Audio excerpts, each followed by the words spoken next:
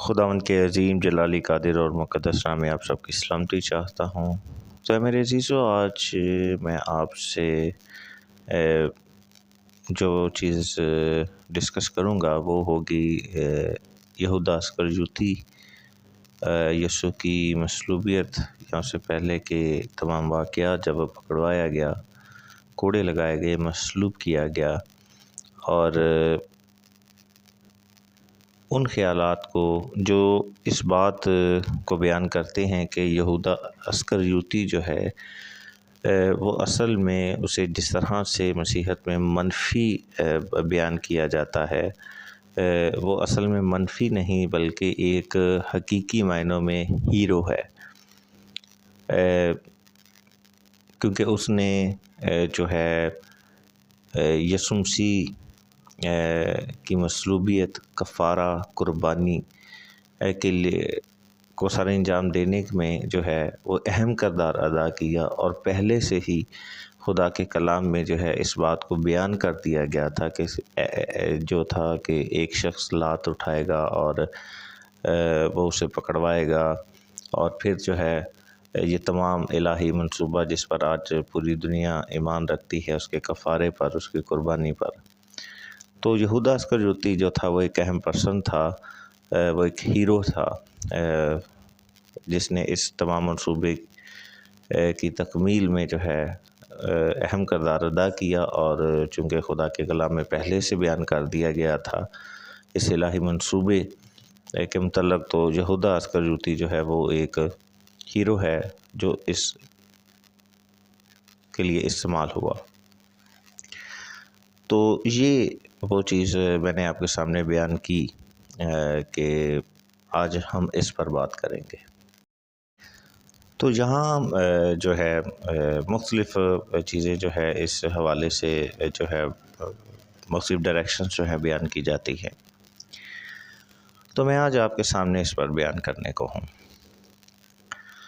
سب سے پہلے تو اس بات کو یاد رکھیں کہ یسوع کی مصلوبیت،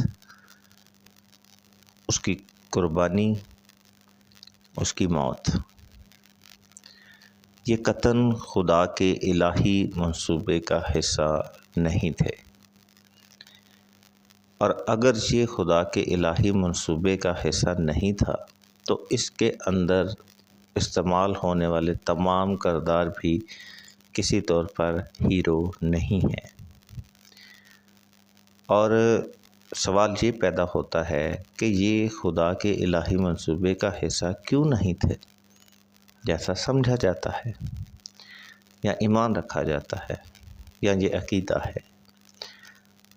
تو یہاں پر آپ کے گوشے گزار کرنا چاہتا ہوں کہ موت کبھی بھی خدا کے الہی منصوبے کا حصہ نہیں رہی بنی نوع انسان کو لے کر، اور نہ ہی اس کے بیٹے کو لے کر۔ خدا کسی کی ہلاکت نہیں چاہتا، نہ جسمانی اور نہ روحانی۔ عدن میں بھی خدا کے الہی منصوبے کا کبھی بھی یہ حصہ نہیں رہا تھا۔ خدا یہی چاہتا تھا کہ وہ ہمیشہ امر رہے، خوش رہے، شادمان رہے، اور کبھی بھی دکھ دیکھنے نہ پائے یا اس کے دن مقرر ہوں۔ خدا کا کبھی بھی الہی منصوبے کا حصہ یا اس کا ارادہ کبھی بھی انسان کو لے کر یہ نہیں رہا۔ اور عدن میں جب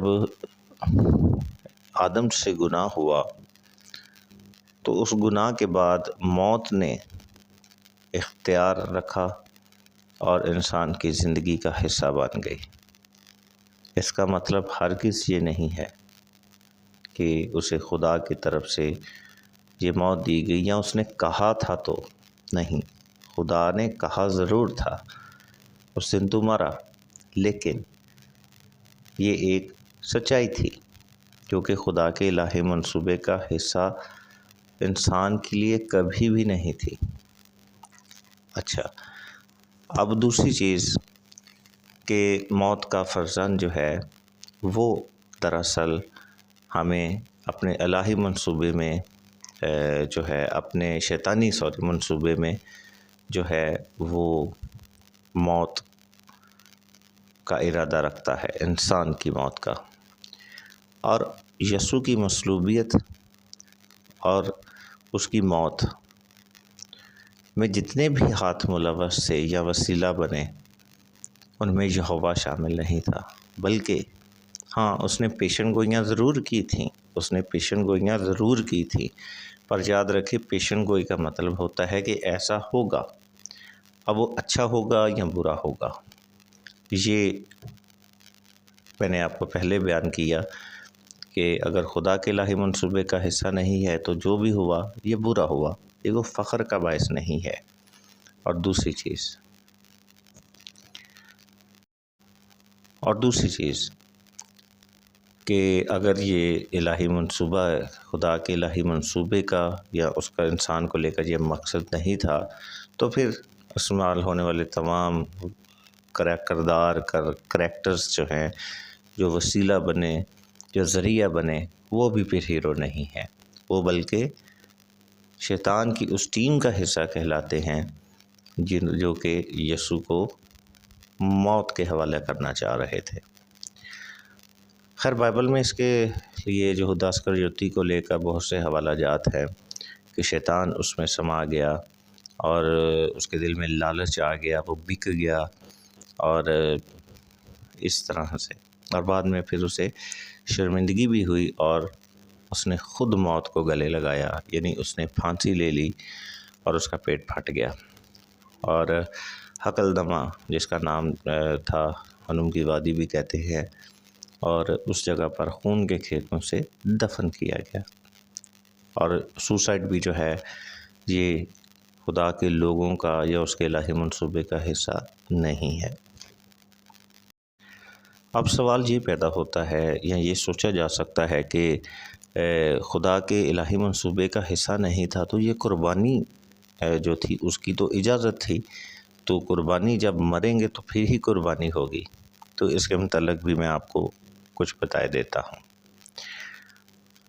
یاد رکھیں کہ شریعت کے اندر جو ہے یا شریعت سے پہلے جو ہے کبھی بھی انسان کی قربانی کی قطعاً اجازت نہیں تھی، اور کہیں بھی خون بہانے، خون کھانے کی اجازت کبھی نہیں دی گئی، قتل کی اجازت نہیں دی گئی۔ آپ کہیں گے کہ قربانی قتل تو نہیں ہے، تو اگر قربانی قتل نہیں ہے، بالکل آپ اگر یہ سوچ رہے ہیں، کہہ رہے ہیں یا سمجھتے ہیں تو آپ بالکل ٹھیک ہیں۔ یاد رکھیں کہ اس کا تعلق تو پہلے میں نے بیان کر دیا کہ وہ قتل کیسے تھا، موت کیسے ہوئی، مخالفت میں، حسد میں، لالچ میں، بہت سے ذرائع تھے۔ اب معاملہ یہ ہے کہ یہاں پر قربانی تو ہونا تھی، تو اگر قربانی لازمی بیٹے کی کامل قربانی ہونا تھی تو پھر اس کو صلیب پر ہونا ضرور تھا۔ تو اگر اس کا صلیب پر ہونا ضرور تھا تو پھر جو باتیں پہلے کہی گئیں وہ کیسے اس کا حصہ نہیں تھیں۔ تو یاد رکھیں کہ قتل کی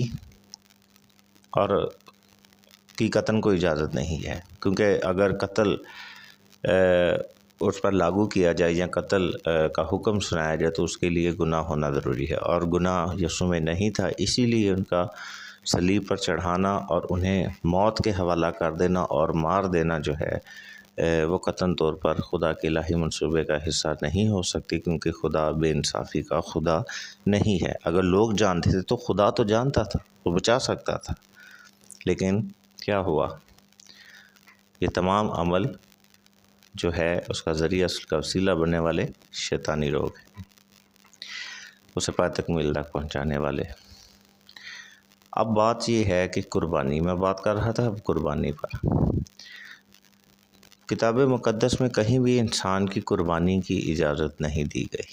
انسان کی قربانی اگر جائز نہیں ہے تو پھر یسوع مسیح انسان ہوتے ہوئے ان کی قربانی کیسے جائز ہو سکتی ہے؟ تو یہاں پر میں آپ کو بتانا چاہتا ہوں کہ یسوع مسیح کی قربانی جو ہے، قربانی کا مطلب یہ ہے کہ اپنا بہترین حصہ جو ہے وہ خدا کے سامنے پیش کرنا۔ اب یہاں پر جو ہے قربانی، اور قربانی کے لیے خون بہانا جو ہے وہ لازم ہے۔ پرانے عہد نامے میں بھی بہایا جاتا تھا اور یہاں بھی خون بہانا لازم ہے۔ تو یہاں پر قربانی جو تھی یسوع کی قربانی کا مطلب یہ تھا کہ اس نے خدا کے سامنے اپنے آپ کو جب پیش کیا تو بے گناہ برا کے طور پر پیش کیا۔ اب برا جو ہے اس کی قربانی جو ہے، کیا اس کے لیے خون بہانا لازم ہے؟ بے شک لازم ہے۔ اب یہاں پر خون کو بھی ساتھ سمجھنا ضروری ہے۔ خون جو ہے اس میں زندگی ہے، اور زندگی جو ہے وہ خدا کی دین ہے۔ اب یہاں پر قربانی اور خون، یہ دو اہم چیزیں ہیں کہ ان کا آپسی تعلق کیا ہے۔ اصل میں قربانی جو ہے اس کا تعلق جسم سے ہے، اپنے یا دنیا داری سے ہے، اور خون کا تعلق جو ہے وہ ہمارے شعور سے ہے، ہمارے سوچ و بچار سے ہے، ہمارے خیالات سے ہے، ہمارے تھاٹس کے ساتھ ہے۔ اور جب ہماری توجہ اور ہمیں اپنی بہترین سوچوں کے ساتھ، خیالات کے ساتھ خدا میں مگن رہتے ہوئے ہمیں اپنے وجود یعنی جسم،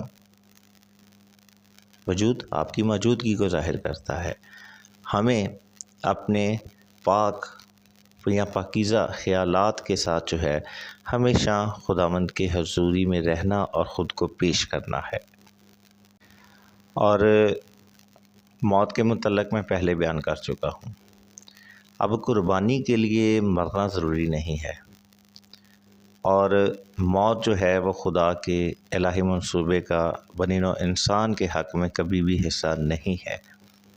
اسی لیے قربانی کے لیے موت لازم نہیں ہے، اور اگر قربانی کو موت سے منسوب کیا جائے، اسی لیے قربانی کے لیے موت کو لازم قرار دینا گویا قربانی کو آلودہ کرنا ہے۔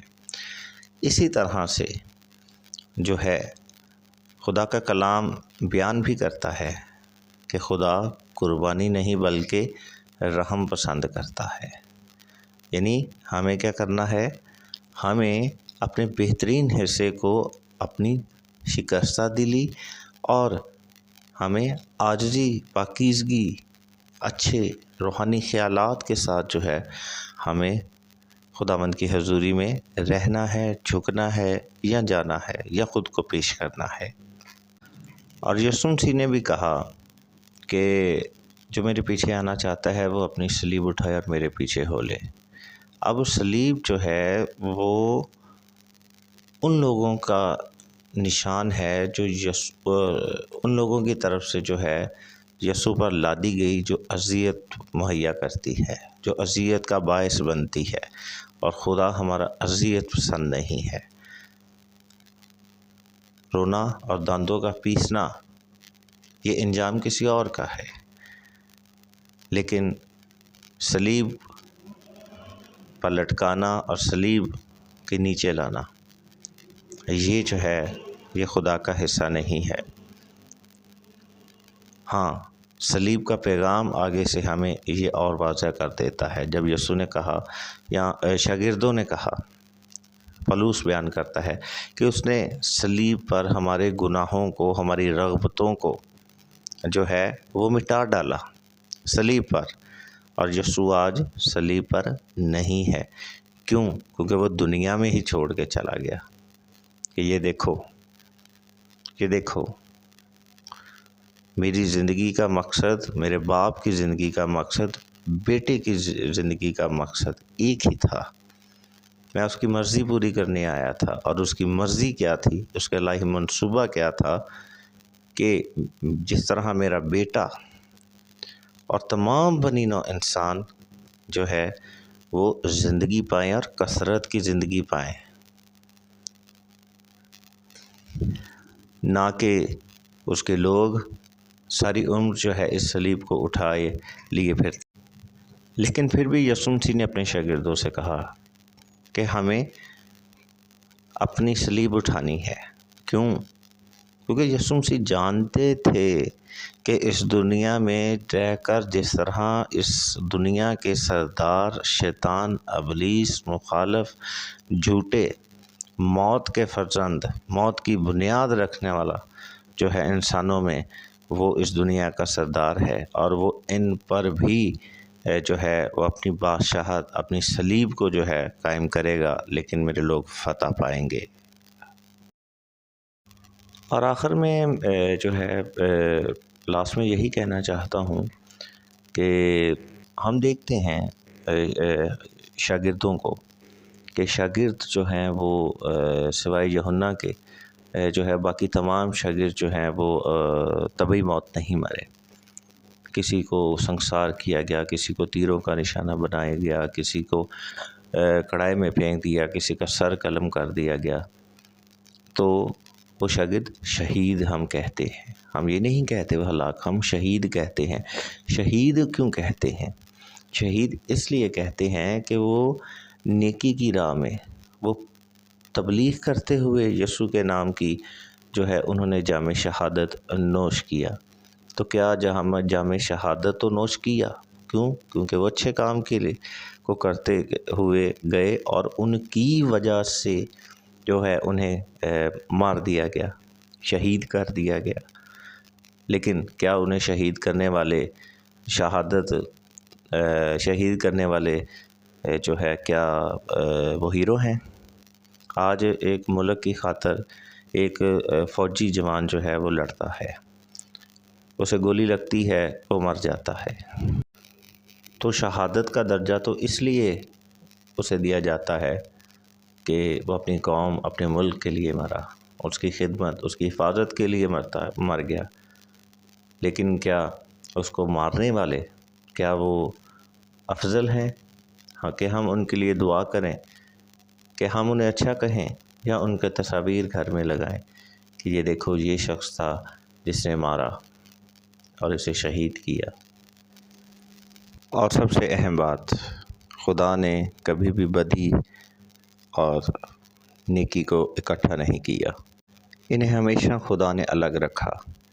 کبھی بھی بدی کا استعمال نیکی کے لیے نہیں کیا گیا، اور نہ نیکی جو ہے وہ بدی کا ذریعہ بنی۔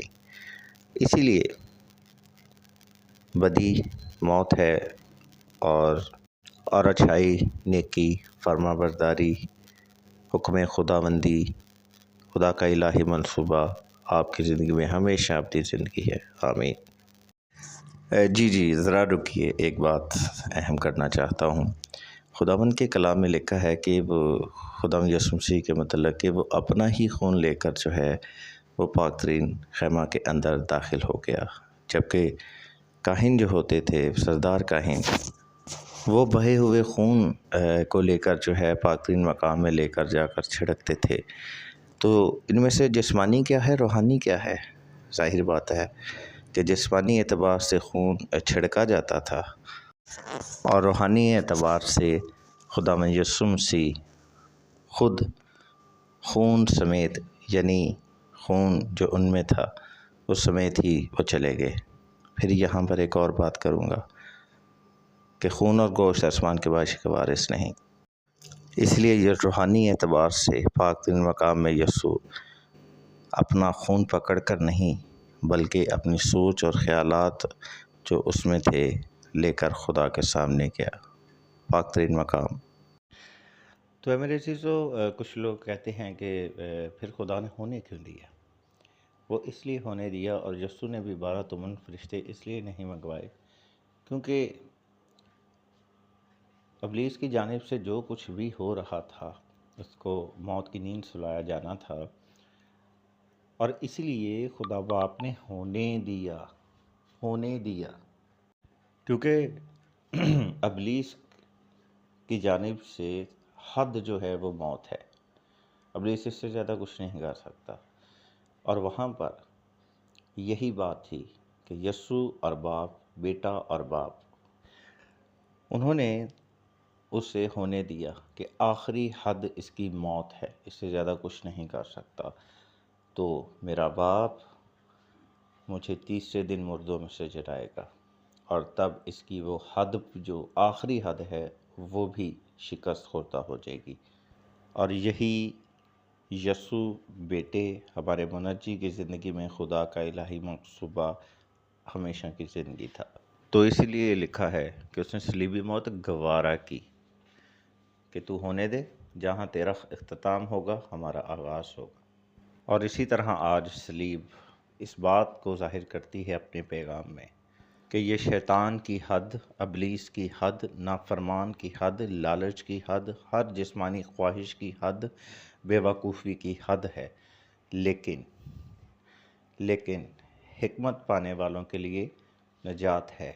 یہاں پر ابلیس کی حد ہے صلیب، اور آپ کی زندگی میں کثرت کی زندگی کا آغاز ہے۔ آمین۔